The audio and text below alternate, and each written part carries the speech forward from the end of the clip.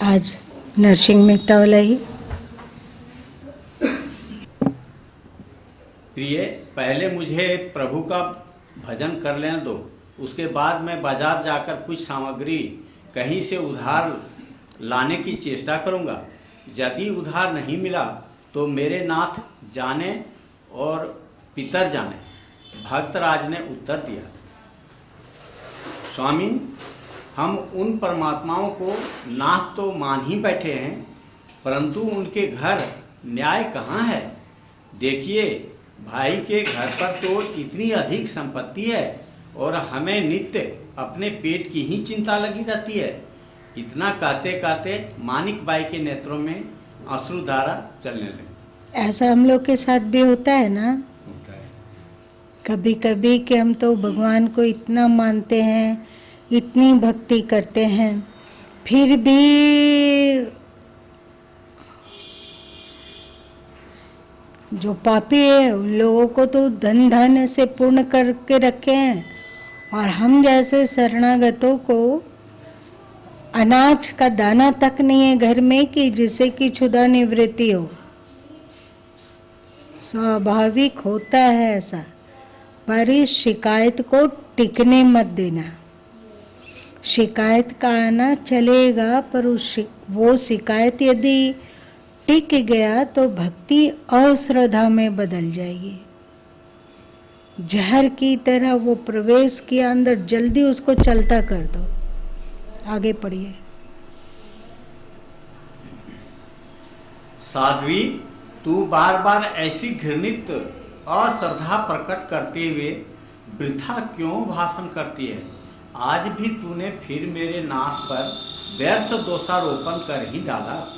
भगवान बड़े न्यायी और दयालु हैं, उनके यहाँ पाप पुण्य का न्याय युक्त बदला दिया जाता है। मेरा दुर्भाग्य है। ऐसा बहुत ही अल्प होता है। बहुत भाग्यशाली हैं वे परिवार जिसके पति पत्नी दोनों ही भक्ति रखते हैं।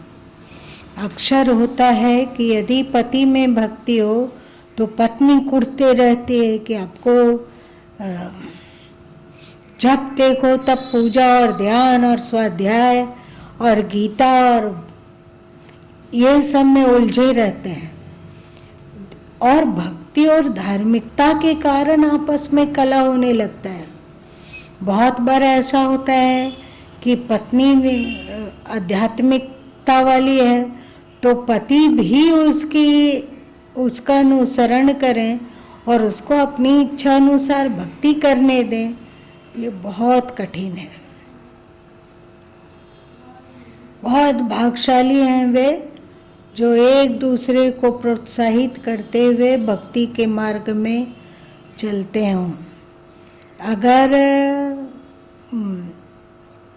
ऐसा ना होता हो, एक दोनों दंपति में से एक किसी का भक्तिपूर्ण व्यवहार हो और किसी का भक्ति शून्य हृदय हो और इस कारण कलह होता हो, तो क्या किया जाना चाहिए? शांत रहना चाहिए। कैसे शांत रहेगा आदमी?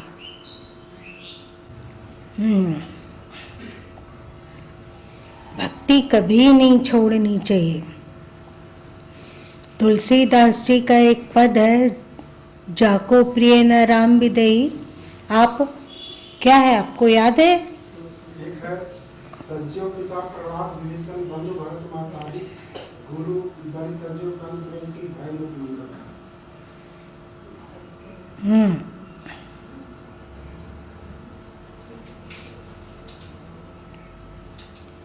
इसके आधार पर छोड़ देना चाहिए। पति या पत्नी जो भक्ति नहीं करे उनका साथ छोड़ देना। पत्नी लोग की व्यवस्था है, क्योंकि वो आत्मनिर्भर नहीं है। आत्मनिर्भर नहीं है, इसलिए उसको वहीं पे टिक के रहना होता है। और अभी हम लोगों की भक्ति मीराबाई और प्रहलाद जैसी है नहीं, तो भी अपने भक्ति का मार्ग तो कदापि नहीं छोड़ा जा सकता है। मिलने और बिछुड़ने वाले रिश्तों के लिए शाश्वत रिश्ते को नहीं भुलाया जा सकता है। ऐसा तुलसीदास जी भी कहते हैं और ऐसी ही बात मीराबाई भी कहती है। आगे बढ़ो। मेरा दुर्भाग्य है कि मेरी अर्धांगिनी होकर भी तेरे अंदर श्रद्धा का अभाव है। प्रिय, मैं बार बार कह चुका हूँ और आज भी कहता हूँ कि जो सच्चा सोना होता है उसे ही घर्षण, छेदन, तापन तथा ताड़न आदि दुखों को सहते हुए कसौटी पर चढ़ना पड़ता है। स्वर्णकार को भी यह उचित है कि वह लोहादी धातुओं की परीक्षा ना कर खरे सोने की ही परीक्षा करे।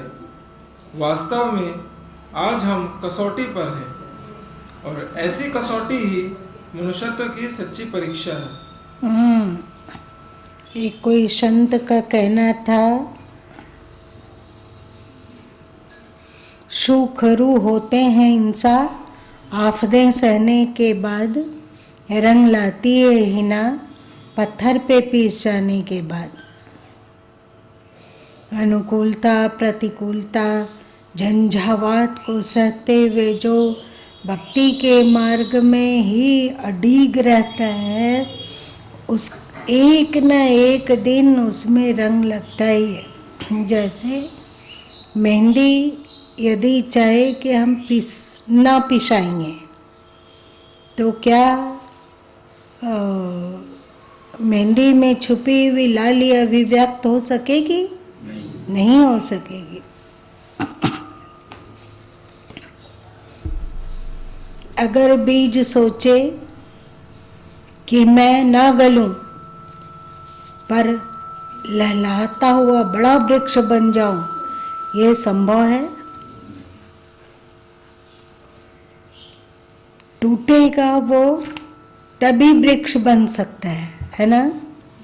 यदि नदियां सोचे कि मैं अपने अस्तित्व को बचा लूं, अपनी कामनाओं को बचा लूं, अपनी इच्छाओं को बचा लूं और ऐसे ही परमात्मा सागर को उपलब्ध हो जाऊं, मत जैसे नदी सागर में छलांग लगाने से डरती हो और अपने आप को बचाती हो, तो क्या वो कभी सागर में विलय हो पाएगी अथवा सागर में समा पाएगी? हर हालत में अपने मैं, मेरा, अपेक्षा, इच्छा को विलीन करके ईश्वर में एकदम दृढ़ अनुरक्ति रखना होता है। और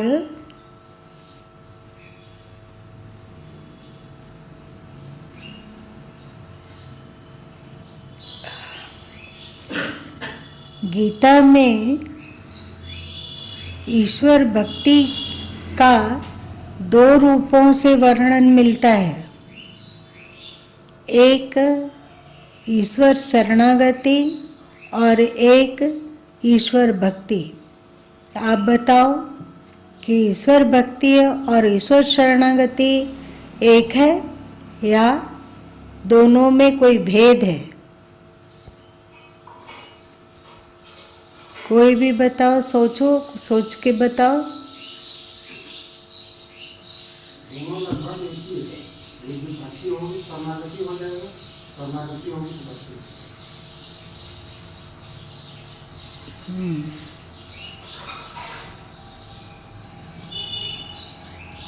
भक्ति में वह ईश्वर से अथूर प्रेम करता है, उसके लिए रोता है, हंसता है, उनका चिंतन करता है, उनका मनन करता है और ईश्वर में फना होने के लिए, मतलब ईश्वरत्व को उपलब्ध होने के लिए पुरुषार्थ भी करता है।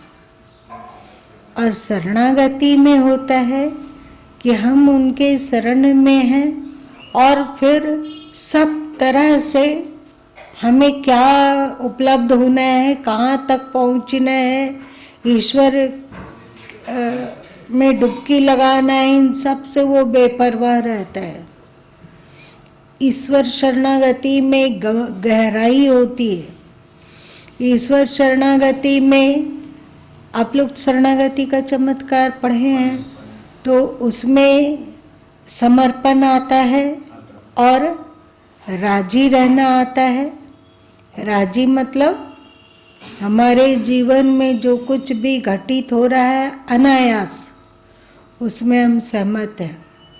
सुख आ रहा है तो भी सहमत है और दुख आ रहा है तो भी सहमत है, क्योंकि जानते हैं कि जो आ रहा है वो उनकी मर्जी से आ रहा है। इसमें हमारा कोई मंगल होगा जो कि हम नहीं जानते हैं।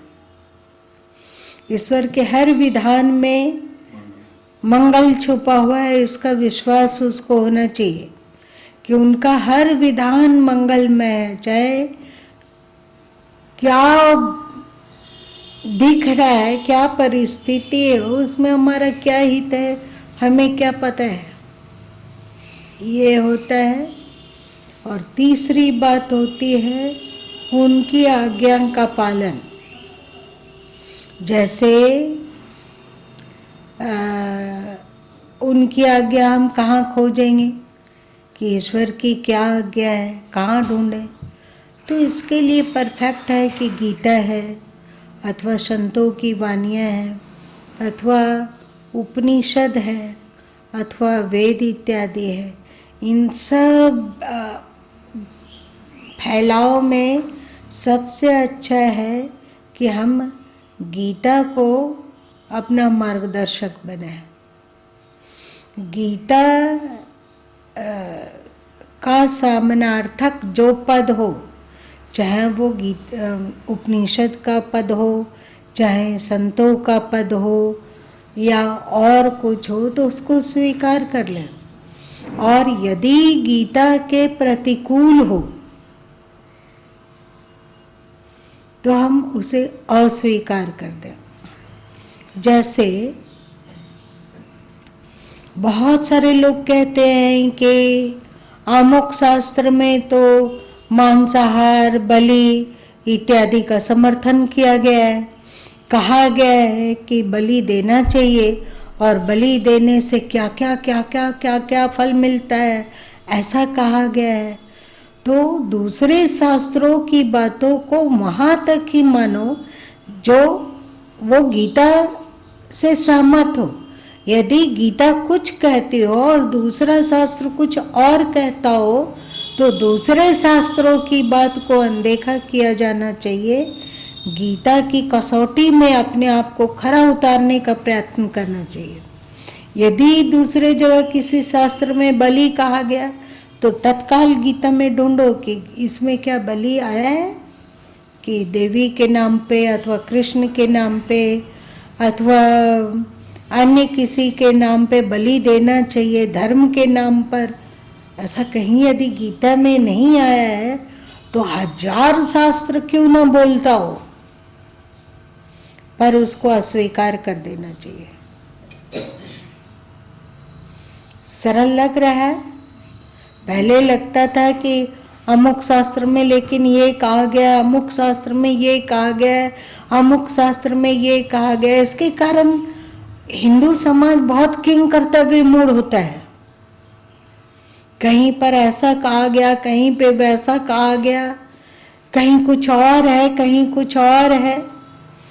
तो ऐसे में सबसे अच्छा है कि आप गीता को सर्वोपरि समझकर इसमें ढूंढिए कि जो अन्य शास्त्रों में कहा गया उसके लिए गीता क्या कहती है। जैसे वर्ण व्यवस्था, तो मनुस्मृति में ये लिखा हुआ है, तो अमुक में ये लिखा हुआ है, तो अमुक में ये लिखा हुआ है।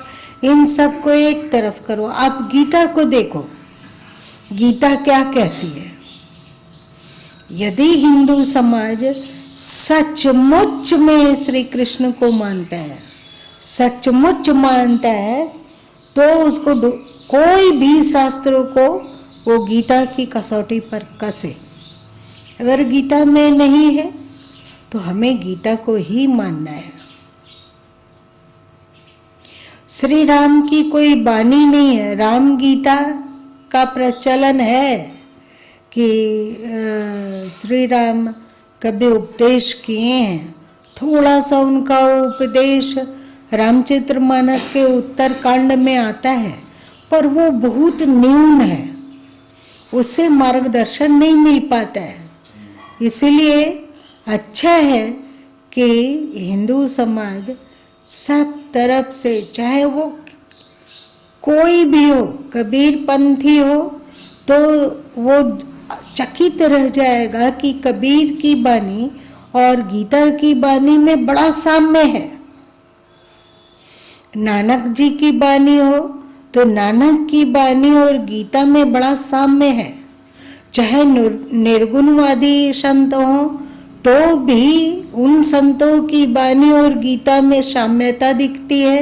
यदि कोई सगुणवादी हो तो भी सगुणवादी संत की बानी में भी गीता का ही अनुगुंज सुनाई देता है, तो वहाँ तक उसे मान लेना चाहिए। और जो गीता से बाहर हो उसको प्रणाम करना चाहिए, क्योंकि अभी हम लोग की आयु बहुत अल्प है, बहुत कम है। इसमें उलझेंगे हम लोग कि इस शास्त्र को माने कि उस शास्त्र को, तो समय बीत जाएगा। इसलिए शरणागति का एक अनिवार्य पहलू है आज्ञा पालन। तो आज्ञा, उनकी क्या आज्ञा है ये कैसे जाना जाएगा? तो उनकी आज्ञा को आप गीता से जान सकते हो। बहुत सारे लोग गीता का मनमाना अर्थ कर देते हैं। बहुत सारे लोग मनमाना अर्थ करते हैं। जैसे आप लोग जानते हैं कि गीता हिंदुओं का हृदय सम्राट ग्रंथ है, इस बात को जानते हैं। इसलिए जो भी पंथ और उपपंथ होता है वो अपने मंतव्य को गीता सम्मत कहने के लिए एड़ी चोटी एक कर देता है। जैसे एक छोटा सा उदाहरण, आप ब्रह्म कुमारी को ले लो, तो वे भी गीता पर बोलते हैं, पर अजीब तरह से बोलते हैं। उसमें जैसे वासुदेव सर्वम, सब कुछ वासुदेव ही है, अथवा ईश्वर सर्वव्यापक है, इसको नहीं मानकर, क्योंकि उनके बाबा जी ने कह दिया है कि ईश्वर किसी एक बहुत ऊंचा स्थान में रहता है, ऊंचा स्थान में रहता है, संसार में ईश्वर नहीं रहता है, कण कण में ईश्वर नहीं रहता है, आत्मा ईश्वर का अंश है, ऐसी बात नहीं है। ये सब बातों की प्रोपगंडा को वे गीता सम्मत कहने के लिए एड़ी चोटी एक कर देते हैं। अजीब अजीब तरह का उसका अर्थ खींच खाच के लगाते हैं। और उन लोगों का मानना है कि आदमी मर के आदमी ही बनता है, औरत मर के औरत ही बनती है, गधा मर के गधा ही बनता है, ऊंट मर के ऊंट ही बनता है। ऐसा नहीं हो सकता है कि ऊंट वाली आत्मा कभी मनुष्य बन जाए, ऐसा नहीं हो सकता।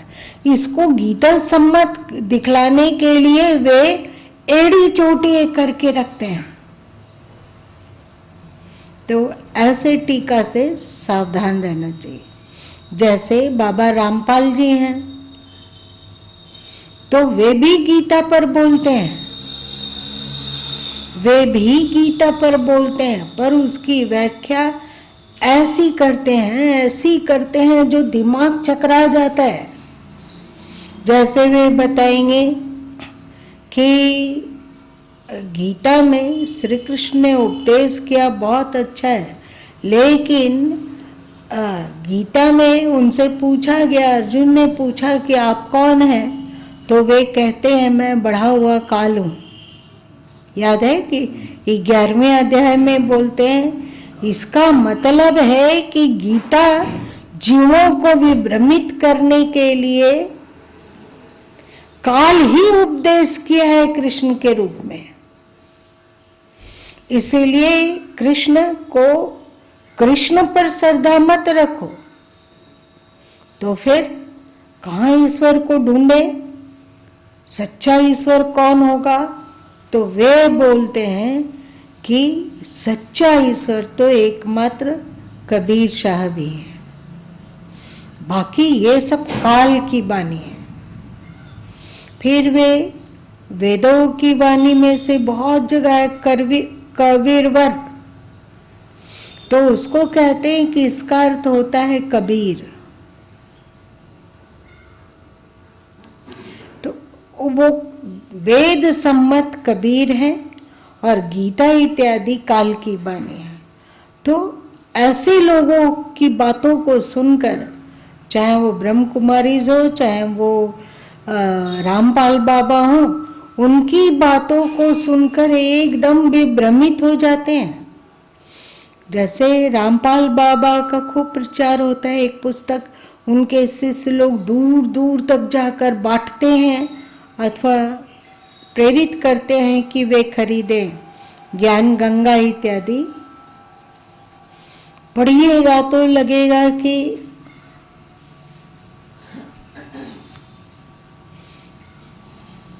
एक व्यक्ति, एक मारवाड़ी भाई, एक सज्जन व्यक्ति एक दिन आश्रम आए। तो पहले तो बाहर बहुत देर तक खड़े रहे, उसके बाद अंदर आए। तो संयोग से उस समय गुरु माँ अपने आसन पर बैठे हुए थे। पूछा गया कि आपका कैसे आना हुआ? तो वे स्पष्ट नहीं बताएं, यूं ही दर्शन के लिए बस। उसके बाद अध्यात्म में अभिरुचि है और हम कबीर साहब के बारे में जानना चाहते हैं। तो गुरु माँ उसको दीपक के द्वारा भिजवा दिए पुस्तकालय ये, और कहें वहाँ पर आप कोई पसंदीदा सदगुरु कबीर साहब का पुस्तक पढ़ लें। तो वहाँ वे बात खोले कि वे रामपाल बाबा को सुनते थे, क्योंकि उनके उपदेशों को लाइक कर दिए। इस कारण फिर रामपाल बाबा के जो शिष्य लोग थे वे एकदम इतना उनसे संपर्क करने लगे कि आप दीक्षा ले लीजिए, दीक्षा ले लीजिए, आप बहुत सही स्थान में हैं।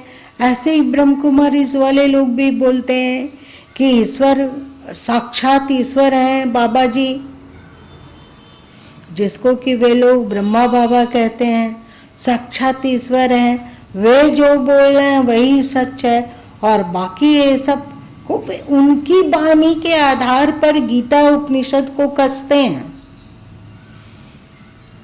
तो वो मारवाड़ी भाई भी उनके चेले चपाटे इस तरह पीछे पड़ गए, कभी कोई संपर्क कर रहा है, कोई संपर्क कर रहा है, और उनकी दिमाग माइंड वॉश ये सब कुछ नहीं है, गीता काल की वाणी है और कोई भी सच्चा ईश्वर नहीं है, मात्र एक कबीर शाह भी सच्चा ईश्वर है।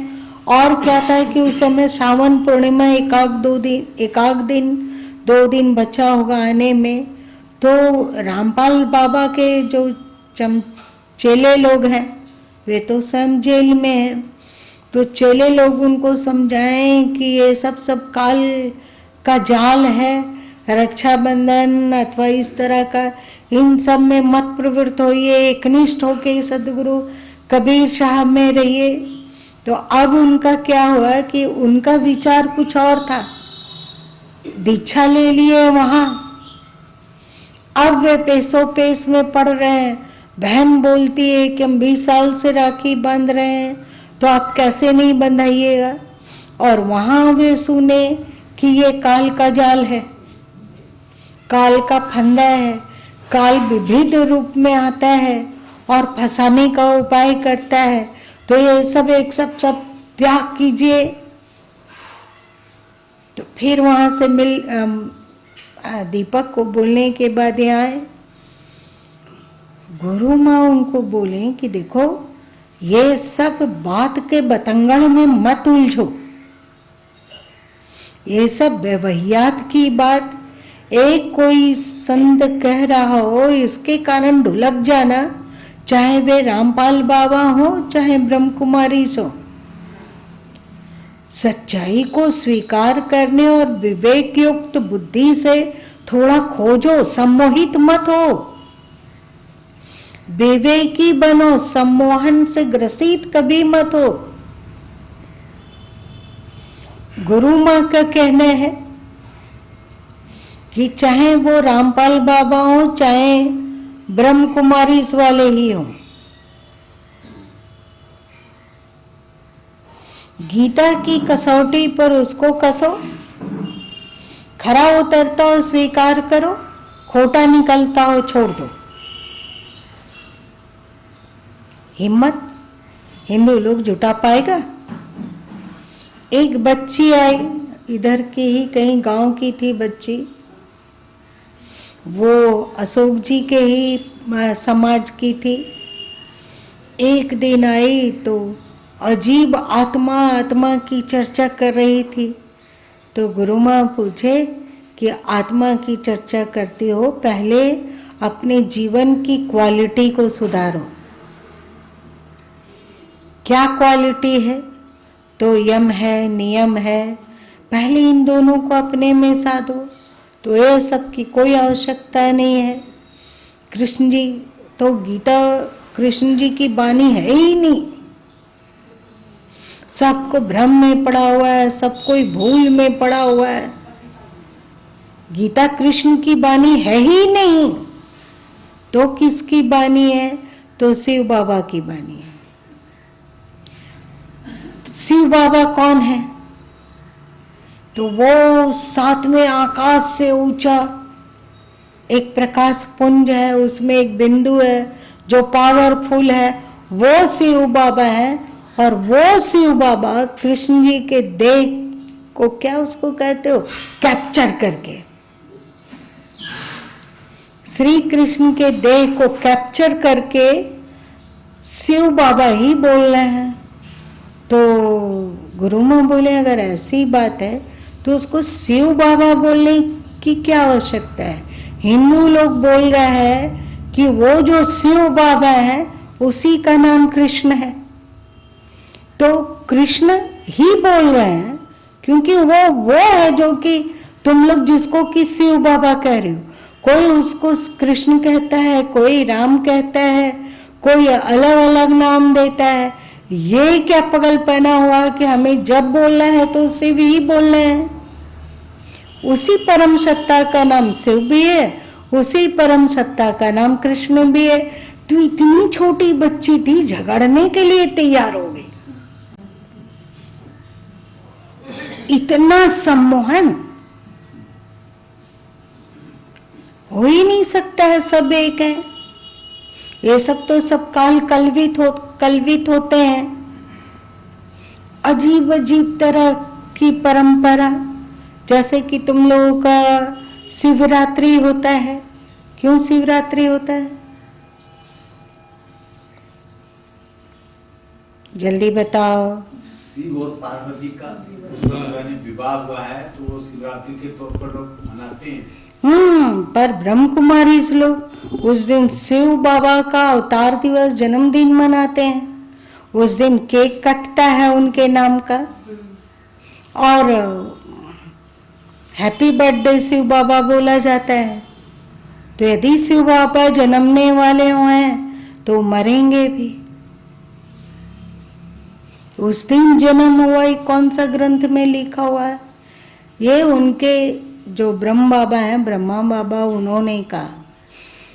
अभी शिव चर्चा चलती है, केवल आप चर्चा करो, फिर आप मांस खाओ, दारू पियो, भांग खाओ, सब चलेगा। केवल आप शिव जी की चर्चा करो और एकदम तेरे वारे न्यारे हो जाएंगे, मुक्त हो जाएंगे। और अच्छे पढ़े लिखे लोग भी उसमें ढुलकते देखा जाता है। जो अच्छा समाज है, जो कि बुद्धिजीवी कहलाता है, उसको भी उसमें घुसते देखा जाता है तो दिमाग चकित होता है।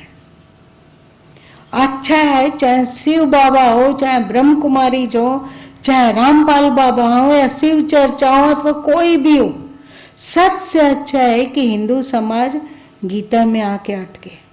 गीता अगर कहती है तो मानेंगे और नहीं कहती है तो नहीं मानेंगे। इतना विवेकी जिस दिन हिंदू समाज हो पाया उस दिन जो अभी फुटबॉल है लोगों में, हम इसको मानते हैं, हम उसको मानते हैं, हम उसको मानते, एक दूसरे को खा जाने के हिसाब से लोग देखते हैं।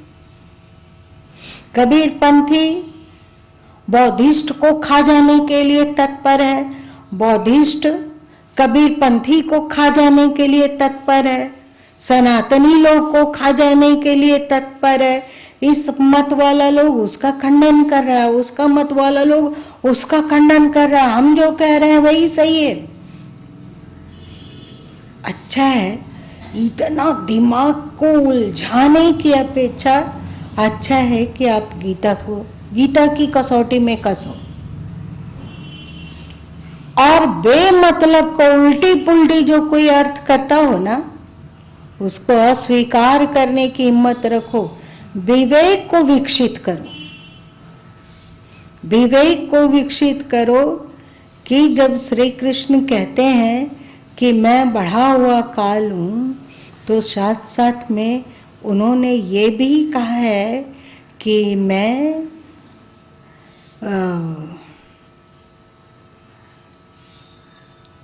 क्या हूँ,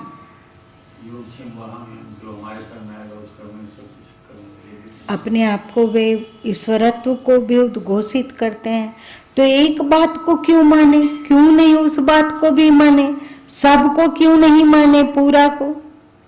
जैसे एक संत हुए जो बीजक को 4 बानियों में बांट दिए, उसमें 4 तरह की बानियां, बोलो नारायण क्या क्या है? मायामुख, जीवमुख, ब्रह्ममुख और गुरुमुख। ये मायावी बानी है, इसको बीजक को छोड़ना चाहिए। जहाँ कहा गया राम नाम भजू चेती देखो मन मायो, तो उसको कालमुख कह दिया गया कि ये काल है, काल के द्वारा उच्चारित हो रहा है। और जहाँ जीव के बारे में वो गुरुमुख है, उसको मानना चाहिए। ईश्वर मुख को मत मानो, माया मुख को मत मानो, जीव मुख को मत मानो, गुरु मुख को मानो। तो अब बीजक को 4 खंड में, किसको मानो, इसको मत मानो, इसको मानो, इसको मत मानो। हर जगह अध्यात्म और धर्म के नाम पर प्रपंच इतना अधिक है कि कहो मत। कबीर पंथ में ही एक तबका है जो कि एकदम कट्टरता पूर्वक कहता है कि जीव ही केवल है, ईश्वर है ही नहीं। और उन लोग जो संत होते हैं, उससे जुड़े हुए जो संत होते हैं, तो कहीं उपदेश करने जाते हैं तो वे दया करो, क्षमा करो, मांसाहार छोड़ो, नशा छोड़ो, ये सब कम बोलते हैं। ज्यादा बोलते हैं कि ईश्वर को मानने से क्या हुआ। ये भी भ्रमित करने वाली बात है। भक्ति भक्ति भक्ति क्या करते हो? जीव को जानो, जीव ही सब कुछ है। वे लोग, कुछ लोग आश्रम भी आए हैं, गुरु माँ से भी वे चर्चा किए, तो गुरु माँ ने कहा बिल्कुल सही कहते हैं। गुरु माँ भी कहते हैं कि जीव सत्य है, ईश्वर भी सच है, दोनों को मानते हैं। आप एक को मान रहे हैं, गुरु माँ दोनों को मानते हैं। मेरे पास 2 तल्ला मकान है, आपके पास 1 तल्ला मकान है, बताइए कि अमीर कौन है? थोड़ा सा विवेकी होकर समीक्षा करेंगे और ये संकल्प ले लेंगे कि हम ईश्वर की आज्ञा का पालन करेंगे, उनके हर विधान में मंगलमयता देखेंगे और हर विधान में राजी रहेंगे।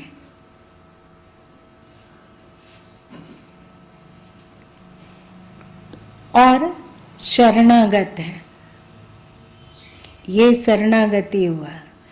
ऐसा व्यक्ति ईश्वर से जुड़ने के लिए अथवा मोक्ष के लिए अथवा और के लिए कुछ भी परवाह नहीं करता है, रिलैक्स रहता है कि हम उनकी आज्ञा का पालन कर रहे हैं, उनके हर विधान में हमें मंगलमयता दिखता है, और हम जो भी अनायास आता है सुख और दुख, उसको हम शांति पूर्वक सहन कर लेते हैं। क्यों? ऐसा समझकर कि उन्हीं का ये प्रसाद है। सुख यदि उनका प्रसाद है तो दुख भी उन्हीं का प्रसाद है। सुख यदि हमारे हित में है तो दुख भी हमारे हित में है। सुख से जहाँ हमारा पुण्य खर्च होता है, वहीं दुख से हमारा विगत जन्मों में किए गए पापों का नाश होता है। तो उनका दिया हुआ सब हमें मीठा लगता है। वे जो करते हैं उसमें हम राजी हैं। ये हुआ शरणागति। तो शरणागति का योग क्षेम का जिम्मा स्वयं लेते हैं वे। और कैसे ईश्वर की प्राप्ति हो, कैसे ज्ञान प्रखर हो, कैसे वैराग्य परिपक्व हो, ये भी चिंता साधक की नहीं, उनकी होती है। ये शरणागति हुआ। और भक्ति क्या हुआ कि हम उनको बहुत मानते हैं, प्रेम करते हैं, पर साथ साथ में कि हमें ये अच्छा लगता है, ये बुरा लगता है, ये हमारे अनुकूल है, ये प्रतिकूल है, हमारी अपनी इच्छा है, हमारी अपनी कामना है, हमारा अपना मन है, हमारी अपनी सोच है, हमारा अपनी मान्यता है। ये आग्रह भक्त का हो सकता है, पर शरणागत भक्त का कोई आग्रह नहीं रहता है, ना अपने मन का, ना अपनी मान्यता का, ना अपनी दृष्टि का, और ना अपनी अपेक्षा का, कुछ भी नहीं आग्रह रहता है। ऐसे लोग, ऐसे शरणागत भक्त, जब भक्ति में शरणागति का क्या उसको कहेंगे, समावेश होता है, तब जो श्री कृष्ण 11वें अध्याय के 54वें श्लोक में भक्त्या त्वनन्या सख्या अहमेव विविधो अर्जुना ज्ञातुम द्रष्टुम च तत्वेन प्रवेष्टु च परम तपा। हे अर्जुन, जो अनन्य भक्ति के द्वारा, अनन्य भक्ति ईश्वर के प्रति आस्था और उनकी शरणागति द्वारा इस प्रकार चतुर्भुज रूप में भी मैं देखा जा सकता हूँ, तत्व से भी वह जान लेगा और मुझ में प्रवेश कर जाने की पात्रता को भी वो पा लेगा। शरणागति प्लस भक्ति।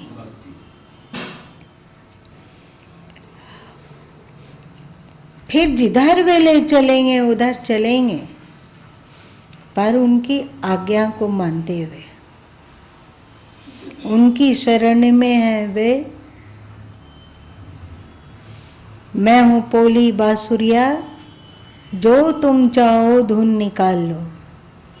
बांसुरी श्री कृष्ण को प्रिय क्यों हो गई? क्योंकि बांसुरी पोली है ना, अपने भीतर कुछ नहीं रखी है, और वो अपना मनमाना कुछ नहीं करती है। जैसा वादक उसमें से धुन निकालना चाहता है, वैसा ही धुन बांसुरी निकालती है ना। ये हुआ शरणागति। ऐसा शरणागति युक्त भक्ति में भगवान का दर्शन करना संभव हो जाता है और भगवान को जानना कि वे क्या हैं, उनका वास्तविक स्वरूप क्या है, इसका भी ज्ञान सरल हो जाता है और ईश्वर में प्रवेश करना भी सरल हो जाता है। ऐसा श्री कृष्ण गीता के 11वें अध्याय के 54वें श्लोक में कहते हैं।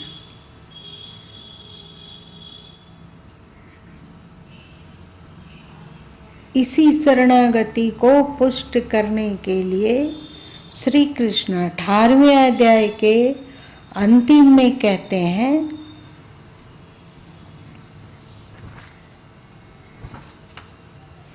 मन मना भव मत भक्तो तमेव शरणम गच्छ सर्वभावेन भारता। उस ईश्वर की शरण में सभी सर्वतोभावेन चले जाओ। तत् प्रसादात परम शांतिम, उनकी कृपा से परम शांति को तुम प्राप्त कर लोगे।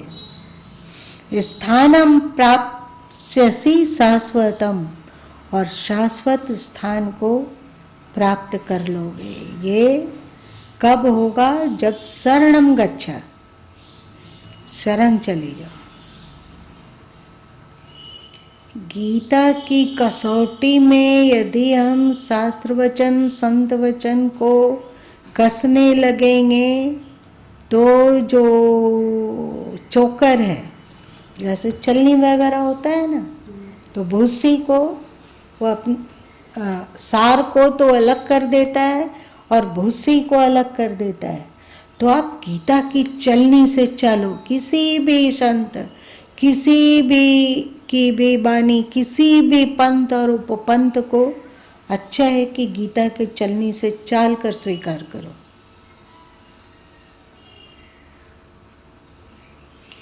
यहाँ पर जो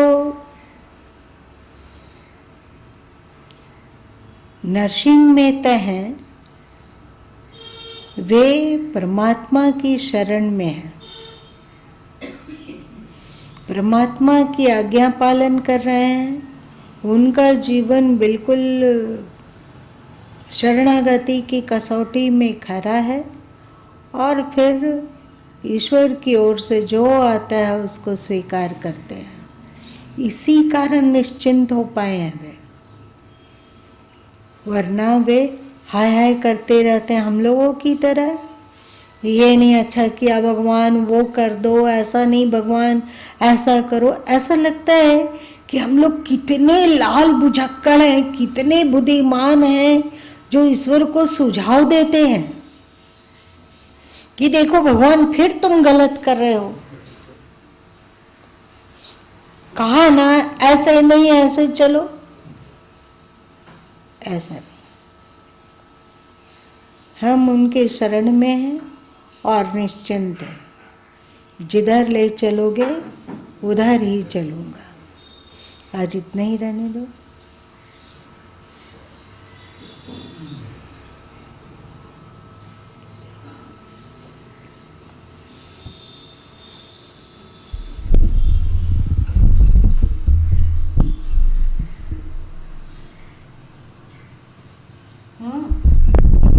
एक और बात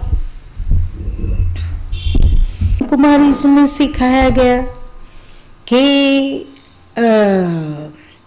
जो उनसे जुड़ गए वे तो ब्राह्मण हैं और बाकी लोग शूद्र हैं। जो उनसे जुड़ गया वो तो ब्राह्मण हैं, बाकी लोग शूद्र हैं। इसलिए उन शूद्रों का छुआ हुआ नहीं खाना चाहिए। ब्रह्म कुमारी लोग जो हैं, चाहे पुरुष हो या स्त्री हो, उनको चाहिए कि जो ब्रह्म कुमारी से जुड़ा हुआ है उसके हाथ का तो खा लें, पर जो ब्रह्म कुमारी से नहीं जुड़ा हुआ है वो तो शूद्र है। तो उन शूद्रों का छुआ हुआ खाने से धर्म भ्रष्ट हो जाएगा। उनके हाथ का पानी पियोगे तो तेरा धर्म भ्रष्ट हो जाएगा। भले ही अगला चाहे कोई कितना भी सदाचारी, धर्मात्मा और परम भक्त क्यों ना हो, पर है वो शूद्र, क्योंकि वो ब्रह्म कुमारी से नहीं जुड़ा हुआ है। इस मूर्खतापूर्ण बातों को जो मानते हैं और समाज में राग द्वेष और फिर एक नए तरीके का छुआछूत फैलाते हैं, वो यदि अपनी बुद्धि से थोड़ा सा गीता की कसौटी पर इसको कस के देखते हैं तो ये पगलपना जो कि अभी हिंदू समाज में घुस रहा है वो घुसता नहीं घुसता। आप कैसे ऐसा कह सकते हो कि एक जो वहां जुड़ा हुआ है, जब सृष्टि का प्रलय होगा तो जो ब्रह्म कुमारी लोग हैं वे लोग ही बचेंगे, बाकी सबके सब नरक में चले जाएंगे। ऐसी बेवहियात की बात मानने से पहले एक बार गीता में ढूंढो कि ऐसा कहीं लिखा हुआ है क्या। अजीब अजीब बात है। जब 1200 साल बाद महाप्रलय आएगा और सत्युयुग का आगमन होगा तो जो ब्रह्म कुमारी लोग हैं वे लोग तो उस समय देवता बन के स्वर्ण पात्र में भोजन करेंगे और सतयुग का आनंद लेंगे। लेकिन जो ब्रह्म कुमारी में नहीं जुड़ा हुआ है उन सब का पतन होगा। वे लोग सतयुग के कभी नहीं बन सकेंगे, वे उस शिव बाबा तक नहीं पहुंच सकेंगे। और आश्चर्य है कि इतने सम्मोहक तरीके से बतलाया जाता है कि पढ़े लिखे लोग भी उनके फंदे में फंस जाते हैं। इतने सम्मोह, वैसे ही रामपाल बाबा हैं, दोनों का अपना अपना, दोनों ही जा रहे हैं एक ही मार्ग से। रामपाल बाबा थोड़े जो अशिक्षित हैं उसको प्रभावित करके अपने अंदर बनाना चाहते हैं और वे लोग अपनी लच्छेदार बानी और सम्मोहन मुरली के द्वारा पढ़े लिखे बेवकूफों को अपने कब्जे में करना चाहते हैं। क्या हिंदू समाज इस तरह की बेवकूफियों से मुक्त नहीं हो सकता है? आप क्या कहते हो कि सिर्फ वो शूद्र है, ऐसा कैसे हो सकता है? सब में एक ही तरह का ईश्वर है तो कोई शूद्र क्यों? और केवल ब्रह्म कुमारी को मान लेने से हम ब्राह्मण कैसे हो गए? अगले में भी सदाचार है, अगला भी धर्मात्मा है, अगला भी परम वैष्णव है, वो मांसाहार नहीं करता है, नशा नहीं करता है, झूठ नहीं बोलता है, चोरी नहीं करता है, व्यभिचार रत नहीं है, तो वो शूद्र कैसे हो गया? पता नहीं। इसका मतलब अभी तक बहुत सारे लोग उनके गुरु माँ के जानकारी में बहुत सारे लोग उनके पास गए और उनसे प्रभावित हुए और उनकी बानी बोलने लगे। लेकिन एक व्यक्ति ऐसा भी है मेरे जानकारी में जो अद्भुत है, उसके बारे में उसको आप लोग पहचानते हैं, वो है रतिंदर। एक बार वो फोन करके गुरु माँ से पूछे कि यहाँ पर कोई सत्संग नहीं होता है तो हम ब्रह्म कुमारी में जा सकते हैं? गुरु माँ बोले हाँ हाँ जा सकती हो, ज्ञान की बात लो, अच्छा रहेगा। वहाँ गई, 1 दिन गई, 2 दिन गई, 3 दिन गई। उसको है सो वे लोग प्रेरित करने लगे कि तुम क्या देहधारी गुरुओं के पीछे भागती हो, साक्षात परमात्मा है ब्रह्म कुमार के रूप धारण करके। उनके बाबा साक्षात परमात्मा की बानी बोलो, उनके शरण में आ जाओ, अपने तरीके से उसको समझ। तो रतिंदर बोली आएंगे जरूर, पहले मेरे सवालों का जवाब देते जाओ। 2 सवाल 3 सवाल, वो बेचारे लोग सवाल का उत्तर दे देकर और ये उसका काट करके अपने तरीके से बात रखकर वे लोग भी घबराने लगे कि इसका क्या जवाब दे। 4 दिन गई, 5 दिन गई, 1 महीने तक गई और उन लोगों का एकदम छक्का छूट गया। और अंततः बोले कि हम लोग नहीं जानते, हम लोग को जो बताया गया है उसको हम जानते हैं, उसी को बोलते हैं। लेकिन तुम्हारी बात सुनने से तो लगता है कि कहीं हम लोग गलत दिशा में तो नहीं जा रहे हैं। हाँ, जो रिकॉर्ड किया हुआ वही बोलते हैं, उसके आगे सोच नहीं है, क्योंकि ऐसा संभावना है कि आपकी विवेक और बुद्धि में ताला केवल ब्रह्म कुमारी नहीं, चाहे वो रामपाल बाबा हो, चाहे कोई जीववादी हो, चाहे और कोई हो, ऐसे ही कैटेगरी में आते हैं। चाहे वे शिव चर्चा वाले हों, ऐसे ही कैटेगरी में आते हैं। शिव की चर्चा करो मुक्त हो जाओगे, ऐसे कैसे होगा?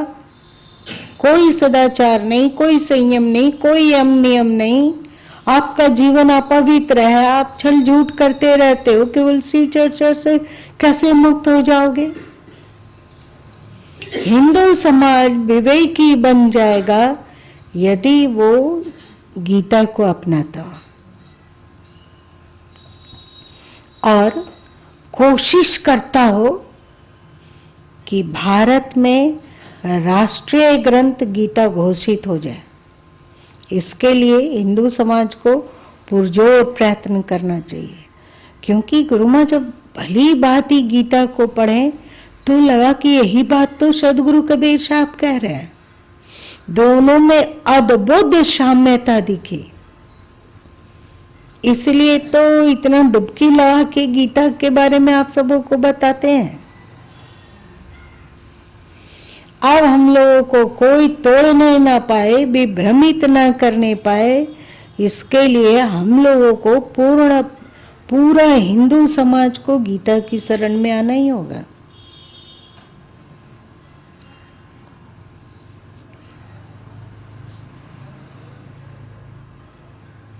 चल।